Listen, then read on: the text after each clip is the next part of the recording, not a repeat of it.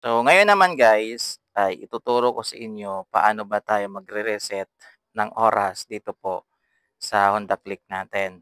Ayan, kasi karamihan sa Honda Click guys ay hindi nagkakatugma-tugma minsan yung oras. So, kailangan natin yan i-reset. Yan, para kahit nagmomotor tayo, ayan, kahit hindi tayo tumingin sa relo natin, ay alam natin yung oras, titingnan natin dito. So, minsan wala po yan guys. Wala po yan sa hulog yung oras dyan. Ngayon, paano ba natin siya i-reset? So, simple lang guys. Ganito lang yung gawin natin. Click po ninyo ito ng 3 seconds.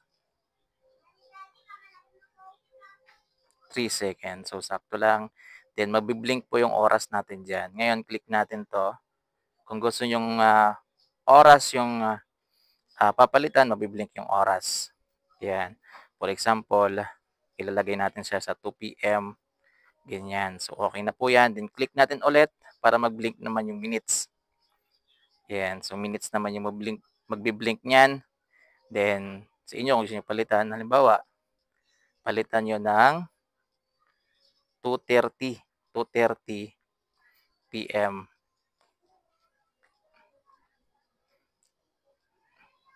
Yan, 2:30 p.m. Then, okay na yan. Click na natin. Yan. Off natin, guys. Then, on natin ulit. Iyon. O, di ba? Na-reset na. 2:30 na yung oras. Ganun lang po. Yan. Kung ayaw gumana, i-off nyo talaga. Pag in-off nyo kasi guys, parang nagre-refresh po siya. Para po siyang cellphone. Ganun lang po kadali.